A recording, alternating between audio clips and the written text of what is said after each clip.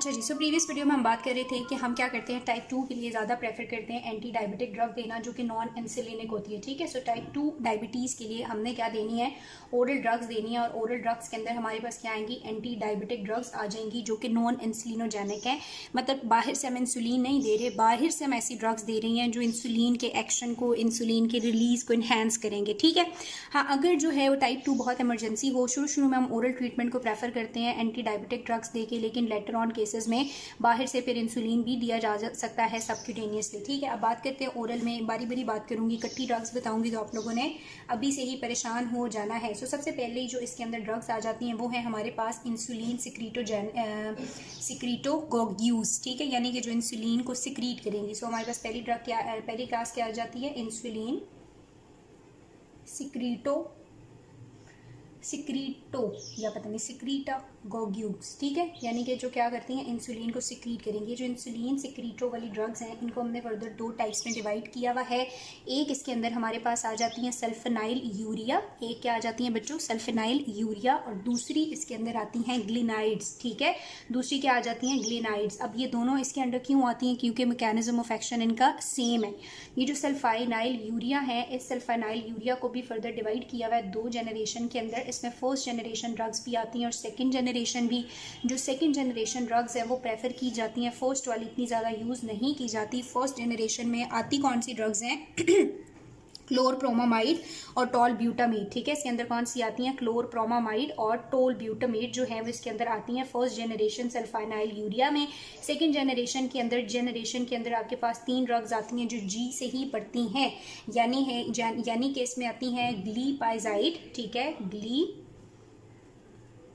मुझे खुद यार बच्चों ड्रग्स के नाम नहीं याद होते, इसका मैं क्या करूं। ग्लीपाइजाइड है, ग्लाइब्यूराइड है, इसमें ग्लीपाइजाइड, ग्लाइब्यूराइड, और तीसरी इसमें आती है ग्लाइमेपेराइड। ठीक है, ये सेकंड जनरेशन सल्फेनाइल यूरिया है, इंसुलिनो सिक्रीटोजेनिक है, यानी सिक्रीट करेंगे इंसुलिन के लेवल्स को। अब किस तरह से इंसुलिन की सिक्रेशन को ये इन्हेंस करती हैं, मैं आपको मैकेनिज्म ऑफ एक्शन इनका बताती हूँ। सो हम बात कर रहे हैं सेकंड जनरेशन सल्फेनाइल यूरिया ड्रग्स की। सो सल्फेनाइल यूरिया जो ड्रग्स हैं इनका मैकेनिज्म ऑफ एक्शन क्या है, कहता है ये जागती हैं और इनहिबिट कर देती हैं पोटाशियम एटीपी डिपेंडेंट चैनल्स को। वो जो पोटाशियम एटीपी डिपेंडेंट चैनल्स है ना, ये उनको इनहिबिट कर देती हैं, जिनके बारे में हमने प्रीवियसली भी यहाँ पे समझा था। जाहिर है जब पोटाशियम चैनल्स यहाँ पे ब्लॉक हो जाएंगे तो अंदर क्या होगा, अंदर क्या होगी, पॉजिटिविटी। उस पॉजिटिविटी की वजह से अंदर क्या होगी, हमारे पास डीपोलराइजेशन, और डीपोलराइजेशन होगी तो क्या होगा, कैल्शियम इन्फ्लक्स, और कैल्शियम इन्फ्लक्स होगा तो क्या रिलीज होगा, इंसुलिन रिलीज होगा। सो मैक्सिमम जब इंसुलिन रिलीज होगा, ऑल्दो कि आपका जो सेल्स हैं वो टाइप 2 डायबिटीज में इंसुलिन को रिस्पॉन्ड नहीं करते, लेकिन जाहिर है जब इंसुलिन एक्सेस होगा तो कुछ ना कुछ रिसेप्टर जो हैं वो इससे क्या हो जाएंगे, स्टिमुलेट हो ही जाएंगे। तो इनका क्या इफेक्ट है कि पोटाशियम चैनल्स को ब्लॉक करके, डीपोलराइजेशन करके, कैल्शियम इन्फ्लक्स बढ़ा के इंसुलिन रिलीज कराती हैं। कौन, सल्फेनाइल यूरिया। ठीक है, एक ये इनका मैकेनिज्म ऑफ एक्शन है। दूसरी बात ये है कि हेपेटिक या लिवर लेवल पे जितना भी ग्लूकोज की सिंथेसिस हो रही है, ये उस ग्लूकोज की सिंथेसिस को कम कर देती हैं। भाई हमसे पुराना ग्लूकोज नहीं संभाला जा रहा, ऑलरेडी डायबिटीज है, ऑलरेडी हाइपरग्लाइसीमिक है पेशेंट, नया ग्लूकोज मत बनाओ। तीसरा काम ये क्या करती हैं, इंसुलिन की सेंसिटिविटी को बढ़ाती हैं। ठीक है, इंसुलिन ना सिर्फ सिक्रीट करती हैं बल्कि टिश्यू लेवल्स पे इंसुलिन की सेंसिटिविटी भी थ्रू एन नॉन मैकेनिज्म ये इन्हेंस करती हैं। इसीलिए हम इनको डायबिटीज़ टाइप 2 में यूज़ कर रहे हैं और प्रेफर कर रहे हैं। अब बात आ जाती है इसके फार्माकोकिनेटिक फीचर की। सल्फेनाइल यूरिया समझ आ गया कि इसमें फर्स्ट और सेकंड जनरेशन ड्रग्स हैं। सेकंड जनरेशन ड्रग क्या करती है, इंसुलिन की सिंथेसिस को, इंसुलिन की सेंसिटिविटी को बढ़ाती है और ग्लूकोज की सिंथेसिस को कम करती है। अब इसके कुछ फार्माकोकिनेटिक फीचर्स जो हैं वो बुक के अंदर डिस्कस किए हुए हैं। बुक के अंदर क्या कहता है कि ये ओरली जो है, ये ओरल वेल एब्जॉर्ब एजेंट है, इसीलिए तो ये ओरली दिया जाता है। उसके अलावा ये जाके बहुत ज़्यादा प्रोटीन्स के साथ प्लाज्मा में बाउंड करती है। लिवर के अंदर इसका मेटाबॉलिज्म होता है और मेटाबॉलिज्म के बाद ये यूरिन में या फीसिस में एक्सक्रीट हो जाती है। इसका जो ड्यूरेशन ऑफ एक्शन है वो 12 से लेके 24 आवर्स तक है। ठीक है, अब नेक्स्ट चीज़ आ जाती है इसके एडवर्स इफेक्ट्स। एडवर्स इफेक्ट इसकी क्या है, ये ग्लूकोज को यूज़ करा रही है तो ग्लूकोज जब बहुत कम हो जाएगा तो क्या हो सकता है, हाइपोग्लाइसीमिया। क्या कॉज कर सकती है, हाइपोग्लाइसीमिया कॉज कर सकती है। दूसरी बात ये है कि ये इंसुलिन को रिलीज करा दिया ना, तो बहुत शायद रिलीज करा दे तो क्या कॉज कर दे, हाइपर इंसुलिनीमिया। हाइपर इंसुलिनीमिया, और हाइपर इंसुलिनीमिया से भी जाहिर है हमारे पास क्या होगा, हाइपोग्लाइसीमिया ही होगा। उसके अलावा क्योंकि ये हमारे पास ग्लूकोज को यूज करा रही है, और ग्लूकोज कहाँ पे यूज होता है, ग्लूकोज से फैट्स भी बनते हैं, प्रोटीन्स भी बनते हैं, तो वेट गेन भी होता है। ठीक है, सो इंसुलिन की ज़्यादा जब वर्किंग होती है तो आपके पास ग्लूकोज मैक्सिमम यूज होता है, तो ये वेट गेन भी कॉज करती हैं। बहुत ज़्यादा कहता है प्रिकॉशंस के साथ इसको यूज़ करना चाहिए उन पेशेंट में जिनका रीनल सिस्टम या लिवर इम्पेयरमेंट है, क्योंकि अगर रीनल इनसफिशेंसी है तो इसमें से जो स्पेशली ग्लाइब्यूराइड है वो आपने नहीं देना, वो लैक्टिक एसिडोसिस कॉज करा देगा, और इसको कॉन्ट्रा इंडिकेटेड है ये रीनल इनसफिशेंसी के पेशेंट में या हेपेटिक इम्पेयरमेंट के पेशेंट में। ठीक है, तो ये बात आपको समझ आ गई। क्या बात हमने यहाँ तक इतनी ही बात आपकी दोनों बुक्स में की हुई है कि इंसुलिनो सेक्रेटोजेनिक में कौन आती हैं, सल्फेनाइल यूरिया और ग्लाइनाइड। सल्फेनाइल यूरिया में फर्स्ट जनरेशन, सेकंड जनरेशन, जिनका मैकेनिज्म ऑफ एक्शन ये है, फार्माकोकिनेटिक फीचर्स ये हैं, और एडवर्स इफेक्ट ये है कि ग्लाइसीमिया कॉज करती हैं। अब सेकंड बात जो है वो हुई हुई है ग्लाइनाइड के लिहाज से। ठीक है, यहीं पे मैं आपके साथ थोड़ी सी डिस्कस कर लेती हूँ कि जो ग्लाइनाइड है, ग्लाइनाइड के लिहाज से भी यहाँ पर ही बात की हुई है कि इसके अंदर कौन सी दो ड्रग्स आती हैं, रीपाग्लिनाइड और नेटिग्लिनाइड। ठीक है, कौन सी आ जाती हैं, रीपाग्लिनाइड और नेटिग्लिनाइड आ जाती हैं। अब इनका जो मैकेनिज्म ऑफ एक्शन है, क्योंकि ये इंसुलिन सेक्रेटोजेनिक है तो वो इसी के जैसा है, बस इतना फर्क है कि बहुत ज़्यादा रैपिड एक्टिंग होती हैं। ये क्या होती हैं, बहुत ज़्यादा रैपिड एक्टिंग है। इनका ड्यूरेशन थोड़ा कम है, जबकि इसका ड्यूरेशन ज़्यादा 12 से 24 घंटे इनका ड्यूरेशन कम होता है, और इनको पोस्ट पेरेंडियली दिया जा सकता है। पोस्ट पेरेंडियल ग्लूकोज के लेवल को कम करने के लिए टाइप 2 डायबिटीज़ के पेशेंट को ये रिकमेंड की जा सकती है। इसके एडवर्स इफेक्ट भी अगेन सेम ही है कि हाइपोग्लाइसीमिया वगैरह या वेट गेन कॉज करती है। सो इतनी सी बात जो है वो दोनों बुक्स के अंदर ग्लाइनाइड के हवाले से की है। अब हम आ जाते हैं नेक्स्ट क्लास के ऊपर। ये दो चीज़ें जो हमने कौन सी पढ़ी अभी तक, इंसुलिन सेक्रेटोजेनिक की पढ़ी, और इसमें हमने सल्फेनाइल यूरिया पढ़ लिया, और दूसरा हमने क्या पढ़ लिया, गुआनाइड। ठीक है, ग्लाइनाइड जो है हमने पढ़े, आई होप आपको समझ आ गई होंगी। अब हम दूसरे ड्रग के ऊपर आ जाते हैं। दूसरी हमारे पास क्या आ जाती है, बायगुआनाइड्स। ठीक है, एक क्लास हो गई इंसुलिनो सेक्रेटोग्वाग्यूज ये जो भी थे, और दूसरी कौन सी आ गई, बायगुआनाइड्स। ये जो बायगुआनाइड्स है आपने याद रखना है, ये ड्रग ऑफ चॉइस हैं ओबेसिटी एसोसिएटेड टाइप 2 डायबिटीज़ के लिए। ठीक है, ओबेसिटी एसोसिएटेड टाइप 2 डायबिटीज़ के लिए ये क्या है, ये ड्रग ऑफ चॉइस है। अब ये जो फर्स्ट वाली थी ये क्यों नहीं थी, क्योंकि ये खुद वेट गेन कॉज करती हैं, जबकि बायगुआनाइड जो हैं ये वेट को कम कराने में हेल्प करती हैं। किस तरह ये वेट को कम कराती हैं मैं भी आपको समझाऊंगी भी, लेकिन मेजर मैकेनिज्म ये है कि ये एपेटाइट को रिड्यूस कर देती हैं। ठीक है, क्या करती हैं, एपेटाइट को रिड्यूस कर देती हैं। तो ये जो बायगुआनाइड है इसमें जो सबसे इंपॉर्टेंट ड्रग आ जाती है वो है हमारे पास मेटफॉर्मिन। यहाँ पे अब आपने दो बातें समझनी है। एक तो इसके अंदर बायगुआनाइड के अंदर क्या आता है, मेटफॉर्मिन, और ये मेटफॉर्मिन ओनली है जो कि ओरली अवेलेबल है इस क्लास के अंदर। अब ये करती है, इसका मैकेनिज्म ऑफ एक्शन जो है वो आप लोगों ने समझना है। ये इंसुलिन सिक्रीटर नहीं है, ये इंसुलिन अगर सिक्रीट करती तो हम इसको उसी में डाल देते। तो सबसे इंपॉर्टेंट बात जो आपने याद रखनी है वो ये कि ये इंसुलिन को सिक्रीट नहीं करती। जब ये इंसुलिन को सिक्रीट नहीं करती, एक्सेसिव इंसुलिन नहीं होगा, तो जो एडवर्स इफेक्ट इनकी वजह से हो रहा था हाइपोग्लाइसीमिया, इसका मतलब है इसकी वजह से हाइपोग्लाइसीमिया भी नहीं होगा, क्योंकि ये इंसुलिन सिक्रीटर नहीं है। तो फिर इसका काम क्या है, इसका मैकेनिज्म ऑफ एक्शन क्या है, ये सेलुलर अपटेक ऑफ ग्लूकोज को बढ़ाती है। ठीक है, सेलुलर अपटेक ऑफ ग्लूकोज को बढ़ाती है रिसेप्टर्स को ऑल्टर करके। दूसरी बात ये है कि ये इंसुलिन की जो सेंसिटिविटी है ना, या इंसुलिन के लिए जो रेजिस्टेंस डेवलप हुई है रिसेप्टर को ऑल्टर करके उस रेजिस्टेंस को कम करने में हेल्प करती है। थर्ड चीज ये है कि ये लिवर के अंदर ग्लूकोनियोजेनेसिस को भी कम करती है, ताकि लिवर से जो नया ग्लूकोज बन रहा है वो ना बने। तो लिवर के अंदर हेपेटिक के अंदर वो जो ग्लूकोनियोजेनेसिस की वजह से ग्लूकोज बनता है, उस ग्लूकोनियोजेनेसिस को भी इनहिबिट कर देती है कि नया ग्लूकोज ना बने। उसके अलावा इंपॉर्टेंट बात ये है कि खाने के बाद जो GIT से ग्लूकोज की एब्जॉर्प्शन होती है ना, ये उस एब्जॉर्प्शन को भी कम करती है कि भाई पहला ग्लूकोज तो संभालने तो फिर नया आना, तो एब्जॉर्प्शन को भी कम करती है, और साथ ही क्या करती है, अपटेक को बढ़ाती है, जो बात हमने ऑलरेडी कर ली। ठीक है, तो ये ग्लूकोज की अपटेक को बढ़ाती है, रेजिस्टेंस को कम करती है, ग्लूकोनियोजेनेसिस को भी इनहिबिट करती है, एब्जॉर्प्शन को भी इनहिबिट करती है, और यूं ग्लूकोज को कम करने की कोशिश करती है। लेकिन ये इंसुलिन डायरेक्टली खुद रिलीज नहीं करती, और इसीलिए हम इसको यूज करते हैं पॉलीसिस्टिक ओवेरियन सिंड्रोम में भी। ये बात भी आपने याद रखनी है। और इंपॉर्टेंट चीज ये है कि जब ये एब्जॉर्प्शन को इनहिबिट करती है ना, तो ऐसे लगता है जब एब्जॉर्प्शन एक्सेसिवली हो नहीं रही तो ऐसा लगता है बस स्टमक फुल हो गया, पेट फुल हो गया, खाना नहीं खाना, भूख नहीं लग रही। एपेटाइट को भी रिड्यूस करती है। जब ये एपेटाइट को रिड्यूस करती है तो ये क्या कॉज करती है, वेट लॉस कॉज करती है। इसीलिए वेट गेन एसोसिएटेड डायबिटीज में हम ये वाली ड्रग्स जो हैं वो देते हैं। सो मैकेनिज्म ऑफ एक्शन की समझ आ गई। अब बात करते हैं इसके फार्माकोकिनेटिक फीचर की, तो जैसे मैंने ऑलरेडी बता दिया कि ये ओरली अवेलेबल ड्रग है, ये किसी प्रोटीन के साथ बाउंड नहीं करती, ये मेटाबोलाइज भी नहीं होती, अनमेटाबोलाइज फॉर्म में यूरिन के अंदर ये एक्सक्रीट हो जाती है। एडवर्स इफेक्ट की बात करेंगे तो इसमें हाइपोग्लाइसीमिया नहीं है, इसमें बस जीआईटी के अंदर ये जाती है तो वहाँ पे कुछ इरिटेशन करती है, जैसे कि नोजिया, डायरिया और वॉमिटिंग कॉज करती है। कॉन्ट्रा इंडिकेटेड है, लिवर में इसने रीनल सिस्टम के थ्रू इसने एक्सक्रीट होना है। सो अगर रीनल इम्पेयरमेंट है, यूरिन के अंदर ये एक्सक्रीट नहीं हो सकती, तो आपने इसको कॉन्ट्रा इंडिकेटेड है, पेशेंट को नहीं देना, मायोकार्डियल इन्फेक्शन के बाद भी नहीं देना, सेप्सिस के बाद भी, या सारी ऐसी कंडीशन जो रीनल फेलियर कॉज कर सकती है, उन सारी कंडीशंस में ये वाली ड्रग नहीं देनी है। विटामिन B12 के लेवल को भी डिक्रीज करती है, उसके एब्जॉर्प्शन को भी, क्योंकि एब्जॉर्प्शन को इफेक्ट करती है, तो विटामिन B12 की डेफिशिएंसी कॉज कर सकती है। इसलिए अगर आपने ये ड्रग देनी है तो साथ में आपने विटामिन B12 की सप्लीमेंट्स भी पेशेंट को रिकमेंड करनी है। सो ये बात हमारे पास किसकी हो गई, बायगुआनाइड्स की हो गई। एंड आई होप कि आपको बायगुआनाइड्स का जो भी मैकेनिज्म ऑफ एक्शन है वो समझ आ गया कि ये इंसुलिन सिक्रीटर नहीं है, इंसुलिन को सिक्रीट नहीं करता, दैट्स वाई हाइपोग्लाइसीमिया भी कॉज नहीं करता। सो हमने इंसुलिन सिक्रीटोजेनिक ड्रग्स भी देख ली और बायगुआनाइड्स भी देख लिए। थर्ड पे हमारे पास जो ड्रग आ जाती है वो है थायज़ोलिडाइनिडेसिस पता नहीं यार,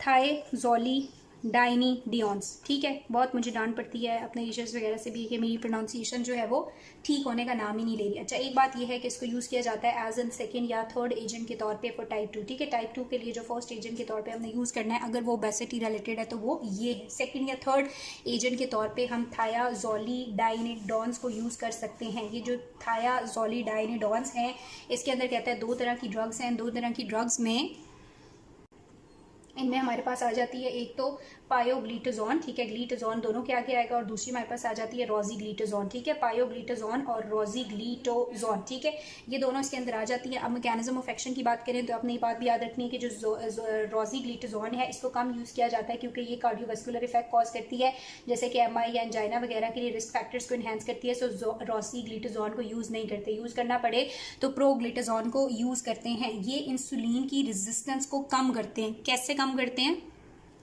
अच्छा, इनका जो मैकेनिज्म ऑफ एक्शन है वो ये है कि ये इंसुलिन के लिए जो रेजिस्टेंस डेवलप हुई हुई है ना, उस रेजिस्टेंस को कम करते हैं। अब उस रेजिस्टेंस को ये किस तरह से कम करते हैं? जीन्स को ऑल्टर करते हैं। कौन सी जीन्स को ऑल्टर करते हैं? ये जो थायाज़ोलिडाइनिडोन्स हैं ये एगनिस्ट के तौर पे एक्ट करती हैं एक जीन के लिए जिसका नाम आपने याद रखना है। क्या नाम है उसका? PPARS है, ठीक है, PPAR गैमा, ठीक है। ये जो PPAR गैमा है इससे क्या मुराद है? इससे मुराद है पेरोक्सिसोमल प्रोलिफरेटर एक्टिवेटर रिसेप्टर, पेरोक्सिसोमल प्रोलिफरेटर एक्टिवेटेड रिसेप्टर, ये इसके तौर पे एगनिस्ट के तौर पे इसके साथ जाके एक्ट करता है और इस पर ऑक्सीजोमल प्रोलिफरेटर एक्टिवेटेड रिसेप्टर को एक्टिवेट करता है। जब इसको एक्टिवेट करता है तो ये थ्रू ट्रांसक्रिप्शन ऐसी जीन्स इनहेंस करता है या ऐसी जीन्स की प्रोडक्शन स्टार्ट कर देता है जो जीन रिस्पॉन्स करती हैं किसको? इंसुलिन को। सो इंसुलिन रिस्पॉन्सिव जीन के लेवल्स को बढ़ा देता है। जब वो लेवल्स बढ़ेंगे तो वो सेल जो है वो इंसुलिन को रिस्पॉन्ड करना स्टार्ट करेंगे और इंसुलिन के लिए जो रेजिस्टेंस डेवलप हुई है वो कम हो जाएगी। सो इन जीन की सिंथेसिस ये बढ़ाता है। कहाँ कहाँ पे बढ़ा देता है? एडिपोज में बढ़ा देता है, लिवर में बढ़ा देता है, स्केलेटल मसल्स में बढ़ाता है। और अब जब जीन ज़्यादा हो जाती हैं तो वो इंसुलिन को रिस्पॉन्ड करना शुरू कर देते हैं। सो इंसुलिन रेजिस्टेंस को ये कम कर देते हैं। फार्माकोकिनेटिक के बारे में हर के फार्माकोकिनेटिक थोड़े बहुत बताए हुए हैं कि ये वेल ओरली एब्जॉर्ब है, एक्सटेंसिवली मेटाबोलाइज होती है, फीसेस, बाइल और यूरिन में ये एक्सक्रीट होती है। और इसके एडवर्स इफेक्ट ये हैं कि ये लिवर हेपेटोटॉक्सिसिटी और वेट गेन कॉज करती है, ठीक है, लिवर हेपेटोटॉक्सिसिटी और वेट गेन कॉज करती है। और दूसरी बात ये है कि ये जो प्रोग्लिटाजोन है इसमें बहुत ज़्यादा पोटेंसी है कि ब्लैडर कैंसर डेवलप कर सकती है, ठीक है। और जबकि रोजीग्लिटाजोन MI रिलेटेड यानी मायोकार्डियल इन्फेक्शन या एंजाइना करती है, इसलिए इनको हार्ट रिलेटेड कंडीशंस में क्या किया जाता है? अवॉइड किया जाता है। तो आई होप आपको यहाँ तक ये चीज़ें मुश्किल नहीं लग रही होगी बच्चों। हमने इंसुलिनो सिक्रेटोजेनिक पढ़े जो कि इंसुलिन की सिंथेसिस को बढ़ाते हैं, फिर हमने बायगुआनाइड्स पढ़े जो कि रिस्पॉन्सिव जो कि सेंसिटिविटी को बढ़ाते हैं और एब्जॉर्प्शन को कम कर देते हैं, ग्लूकोनियोजेनेसिस को कम कर देते हैं। और फिर हमने थायाज़ोलिडाइनिडोन्स पढ़े हैं जो कि क्या करेंगे? थ्रू जीन ट्रांसक्रिप्शन रिस्पॉन्सिवनेस को बढ़ा देंगे, ठीक है। अब नेक्स्ट हमारे पास आ जाती है अल्फा ग्लूकोनेडेजेस इनहिबिटर। ठीक है, अब यहाँ तक आप लोगों को 3 ड्रग्स आपने पढ़ ली और बस 2-3 और रह गई हैं। एक ड्रग हमने पढ़ ली इंसुलिन सेक्रेटोजेनिक, दूसरी हमने पढ़ ली बायगुआनाइड्स और तीसरी हमने ये थायोजोलिडिनॉइड्स या जो भी है व्हाटएवर, ये हमने पढ़ ली। ठीक है, चौथी बात हमने करनी है अल्फा ग्लूकोनेडेज इनहिबिटर्स होते हैं। ठीक है, अल्फा ग्लूकोनेडेज इनहिबिटर्स होते हैं और ये बहुत आसान है, मैं भी आपको बताती हूँ होता क्या है। ये जो अल्फा ग्लूकोनेडेज इनहिबिटर्स हैं इसके अंदर हमारे पास 2 तरह की ड्रग्स आ जाती हैं। एक ड्रग होती है एकार्बॉस, ठीक है, एकार्बॉस है, और दूसरी हमारे पास इसमें क्या आती है मिगलीटल। ठीक है, मिगलीटल। ठीक है, मिगलीटल जो है वो ज़्यादा यूज़ की जाती है, कार्बॉस due to its adverse effect नहीं यूज़ की जाती है। अब होता क्या है, होता ये है इनका मैकेनिज्म ऑफ एक्शन के इंटेस्टाइन के अंदर ना, जो आपका इंटेस्टाइन है, स्मॉल इंटेस्टाइन है, उस इंटेस्टाइन के ब्रश बॉर्डर्स में एक एंजाइम पड़ा हुआ है जिसे हम कहते हैं अल्फा ग्लूकोनेडेज। क्या कहते हैं? अल्फा ग्लूकोनेडेज। ये अल्फा ग्लूकोनेडेज क्या करता है कि स्टार्च को ब्रेक डाउन करता है ओलिगोमर में, ओलिगोमर को ब्रेक डाउन करता है मोनोमर में, और मोनोमर को भी स्मॉल कंपाउंड्स में तोड़ने के बाद इनकी एब्जॉर्प्शन को इन्हेंस करता है और यूं ग्लूकोज जो है वो बहुत ईजिली एब्जॉर्ब होता है। लेकिन अगर हम क्या करें, ये अल्फा ग्लूकोनेडेज इनहिबिटर दे दें, अगर हम ड्रग दे दें तो ये ड्रग क्या करेगी, जाके इसको इनहिबिट कर देगी। जब इसको इनहिबिट कर देगी तो ये जो स्टार्च ओलिगोमर और मोनोमर और स्मॉल ब्रेकडाउन में कन्वर्ट होकर एब्जॉर्ब होनी है, ये एब्जॉर्ब भी नहीं होगी, इसका ब्रेकडाउन भी नहीं होगा, एब्जॉर्ब भी नहीं होगी, और ये बॉडी से क्या हो जाएगी, इसी तरह एक्सक्रीट हो जाएगी, एब्जॉर्प्शन कम हो जाएगी। तो इस तरह से ये जो ड्रग हैं ये ग्लूकोज की एब्जॉर्प्शन को कम कर देती हैं। कैसे? अल्फा ग्लूकोनेडेज को इनहिबिट करके। ठीक है, और ये अल्फा ग्लूकोनेडेज इनहिबिटर्स हम कब देते हैं, पोस्ट पेरेंडियली देते हैं। जैसे खाना खा लेता है पेशेंट या खाना खाने से पहले हम उसको दे देते हैं ताकि उसके स्टमक में या उसके इंटेस्टाइन में इंतजाम हुआ हो कि ये जो भी कार्ब्स वो ले रहा है ये कार्ब्स एब्जॉर्ब ना हो। तो पोस्ट पेरेंडियली या पोस्ट पेरेंडियल मील से पहले जो है वो हम इसको देते हैं ताकि पोस्ट पेरेंडियल हाइपरग्लाइसीमिया ना हो, पोस्ट पेरेंडियल ग्लूकोज के लेवल रिड्यूस हो। बिफोर मील हम इसको देते हैं और ये टाइप 2 में जो है वो एफिशिएंट है। ठीक है, फार्माकोकिनेटिक के बारे में बात करता है कि यहाँ से ये पुअरली एब्जॉर्ब होती है, एब्जॉर्ब नहीं होती है, एक्सक्रीट हो जाती है, कुछ थोड़ी बहुत अगर एब्जॉर्ब भी हो भी जाती है तो उसके कोई सिस्टेमिक इफेक्ट नहीं है अगर आपके ब्लड में चली जाती है, और फाइनली ये एक्सक्रीट हो जाती है आपके यूरिन के अंदर। ठीक है, एडवर्स इफेक्ट ये है कि यहाँ पे इस लेवल पे क्या कॉज कर सकती है, डायरिया कॉज कर सकती है, वॉमिटिंग कॉज कर सकती है, एब्डोमिनल क्रैम्पिंग कॉज कर सकती है, और ये सीवियरली कॉन्ट्राइंडिकेटेड है। ये आपने समझना है कि कॉन्ट्राइंडिकेटेड ये क्यों है। इन्फ्लेमेटरी बाउल सिंड्रोम में जहाँ पे आपके ब्लैडर में, बाउल में, इंटेस्टाइन में मसले होते हैं, इन्फ्लेमेशन होती है, उसमें ये कॉन्ट्राइंडिकेटेड है। दूसरी बात, अगर क्लॉनिक अल्सरेशन है, जो आपका कोलॉन है उसमें अल्सर्स वगैरह हैं तो भी ये कॉन्ट्राइंडिकेटेड है, और कोई भी इंटेस्टाइनल ऑब्स्ट्रक्शन है तो जीआईटी के रिलेटेड अगर कोई भी इशू है, इन्फ्लेमेटरी बाउल सिंड्रोम है, या फिर आपके पास अल्सरेशन है, या फिर उसके अलावा इंटेस्टाइनल कोई इशू चल रहा है, इंटेस्टाइनल ऑब्स्ट्रक्शन है, तो ये ड्रग क्या होंगी, कॉन्ट्राइंडिकेटेड होंगी। तो ग्लूकोनेडेज इनहिबिटर की समझ आ गई कि अल्फा ग्लूकोनेडेज जो है वो क्या करता है, उसकी एब्जॉर्प्शन करता है, और अगर हम उसको इनहिबिट कर देंगे तो एब्जॉर्प्शन नहीं होगी और पोस्ट पेरेंडियल हाइपरग्लाइसीमिया नहीं होगा। तो 4 ग्रुप्स हमने देख लिए। 5वां ग्रुप जो है वो भी आसान सा है, उसमें हमारे पास आती है डाईपेप्टिडाइल पेप्टाइडेज 4 इनहिबिटर, डाईपेप्टिडाइल फॉस्फेरेज इनहिबिटर। ठीक है, डाईपेप्टिडाइल पेप्टाइडेज इनहिबिटर। ठीक है जी, डाईपेप्टिडाइल पेप्टाइडेज 4 इनहिबिटर ड्रग्स हमने देनी है। अब ये जो 4 इनहिबिटर ड्रग्स हैं, इन ड्रग्स के अंदर 2-3-4 ड्रग्स हमारे पास आ जाती हैं। कैडजन में इनका सिर्फ ड्रग्स के नाम लिखे हुए और लिपिड में ऊपर एक क्लास का नाम भी था, तो आप लिख सकते हो। इसमें हमारे पास ग्लिप्टिन आएगा एंड पे, इनके एंड पे क्या आ जाएगा, ग्लिप्टिन आएगा, जैसे कि एलोग्लिप्टिन है। ठीक है, एलोग्लिप्टिन है। दूसरे नंबर पे इसमें हमारे पास सीटाग्लिप्टिन आ जाएगा, सेम। थर्ड में हमारे पास सेक्साग्लिप्टिन आ जाएगा, और देन हमारे पास फोर्थ पे आता है लीनाग्लिप्टिन। ठीक है, लीनाग्लिप्टिन, सेक्साग्लिप्टिन, सीटाग्लिप्टिन और एलोग्लिप्टिन, ये कौन सी हैं, जो डाईपेप्टिडाइल पेप्टाइडेज 4 को इनहिबिट करेंगी। अब ये जो डाईपेप्टिडाइल पेप्टाइडेज है वो ऐसा क्या काम करता है कि ये ड्रग उसे इनहिबिट करके हाइपरग्लाइसीमिया को प्रिवेंट करने में हेल्प करेंगी। तो बच्चों, जो हमारे पास डाईपेप्टिडाइल पेप्टाइडेज 4 है ना, ये क्या करता है, ये इनएक्टिवेट करता है 2 हार्मोन्स को। ये नॉर्मली क्या करता है, इनएक्टिवेट करता है 2 हार्मोन्स को, और किस हार्मोन को इनएक्टिवेट करता है, इनक्रिटिन हार्मोन को और ग्लूकागॉन लाइक पेप्टाइडेज 1 को। ठीक है, ग्लूकागॉन लाइक पेप्टाइड 1 को और इनक्रिटिन को ये क्या करता है, इनएक्टिवेट करता है। अब ये दोनों बहुत ज्यादा जरूरी हैं, इसके glucagon like glucagon like effect नहीं होती, ग्लूकागॉन के बिल्कुल ऑपोजिट होता है। क्या करता है, ग्लूकागॉन की सिक्रीशन को इनहिबिट करता है, इंसुलिन की सिक्रीशन को एनहेंस करता है, गैस्ट्रिक इम्पटिंग को कहते हैं स्लो डाउन करता है और स्टाइटी की फीलिंग देता है। अब ये सारी बातें बड़ी अच्छी हैं ग्लूकोज को यूटिलाइज करने के लिए। जब ये ग्लूकागॉन को कम करेगा तो ग्लूकागॉन तो ग्लूकोज को बचाता है, और अगर मजीद बचाएगा तो डायबिटिक तो मर जाएगा। तो ये ग्लूकागॉन को कम करता है, इसका मतलब है ये हमें चाहिए, इसको इनहिबिट नहीं होना चाहिए। ये इंसुलिन की रिलीज कराता है। इसी तरह इंक्रेटिन भी क्या करते हैं, इंसुलिन की सिक्रीशन को आफ्टर फूड इनहेंस करते हैं। तो हमें ये दोनों फंक्शन चाहिए, तो हम इनकी जो इनहिबिशन हो रही है उसको इनहिबिट कर देंगे। इसलिए हम क्या करते हैं, ऐसी ड्रग्स दे देते हैं, ये वाली सारी ड्रग्स जो कि क्या करेंगी, इसको इनहिबिट कर देंगी। ये इसकी इनहिबिशन नहीं कर सकेगा, ये दोनों प्रोड्यूस होंगे और हाइपरग्लाइसीमिया को प्रिवेंट करने में हेल्प करेंगे। ओरली दे सकते हैं, फूड की एब्जॉर्प्शन से इन्हें कोई फर्क नहीं पड़ता, वेल टॉलरेटेड है। हाँ, लेकिन इनकी वजह से नेजोफेरेंजाइटिस, हेडेक, पैनक्रेटाइटिस और स्वेयर डिस जॉइंट पेन हो सकता है। ठीक है, अब लास्ट ड्रग जो है वो हमारे पास आ गई है। लास्ट ड्रग क्या है जो आपको पता है, जो हमारे ये है ना प्रॉक्सिमल कॉन्वोल्यूटेड ट्यूब्यूल, वहाँ पे पड़े हुए होते हैं कुछ सोडियम डिपेंडेंट ग्लूकोज ट्रांसपोर्टर, और वो क्या करते हैं तकरीबन 90% ग्लूकोज को यहाँ से रीअब्जॉर्ब कराते हैं। हमें ग्लूकोज नहीं चाहिए, हम चाहते हैं ग्लूकोज निकले बॉडी से, जान छूटे। तो हम क्या करते हैं, sodium glucose transporter type 2 channel जो है उनके इनहिबिटर दे देते हैं। सो वो इस ट्रांसपोर्ट को इनहिबिट कर देती हैं और ग्लूकोज ज़्यादा से ज़्यादा निकल जाती है आपके यूरिन में, और क्या प्रोड्यूस होता है, पॉलीयूरिया। ठीक है, क्या होता है, पॉलीयूरिया। यूरिन के अंदर बहुत ज़्यादा ग्लूकोज जो है वो निकलती है। ठीक है, इसके अंदर हमारे पास कौन सी ड्रग्स आ जाती हैं, लेनाग्लिफोजिन है,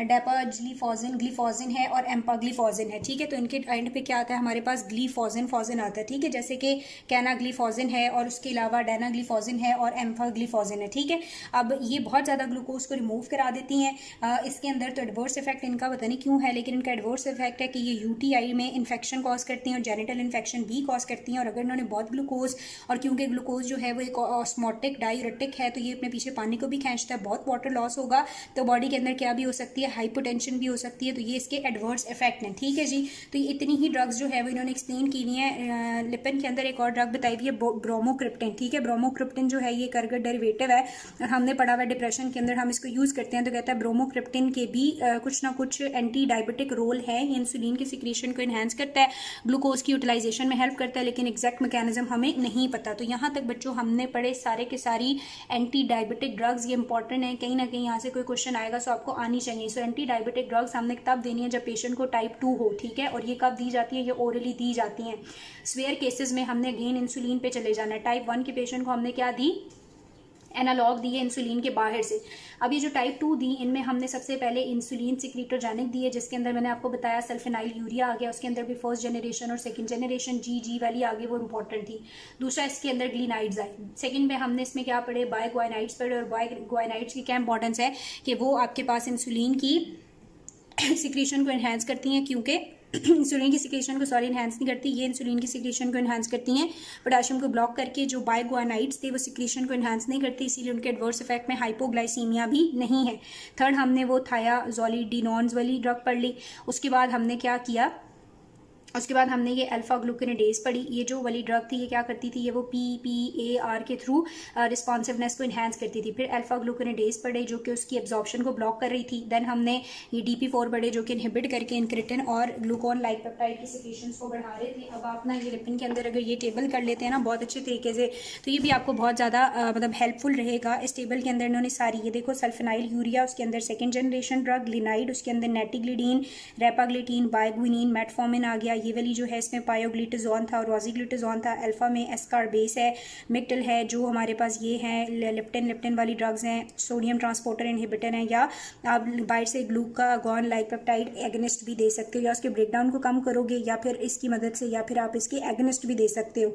अब ये इंसुलिन सिक्रीटर है, ये इंसुलिन सिक्रीटर है, प्रोडक्शन को कम करता है, ये रिस्पॉन्सिवनेस को बढ़ा रहा है, ये एब्जॉर्प्शन को कम करता है, और ये जो भी इनके रोल हैं यहाँ पे लिखे हैं। ठीक है, इनके लेवल भी और एडवर्स इफेक्ट भी अगर आप सिर्फ ये टेबल कर लेते हो ना अच्छे से, तो भी आपका ये चैप्टर कवर हो जाएगा। ठीक है, तो ये चैप्टर हमने कर लिया। अगर इसमें आपको कोई भी क्यूरी होगी तो आप मुझसे पूछ सकते हैं।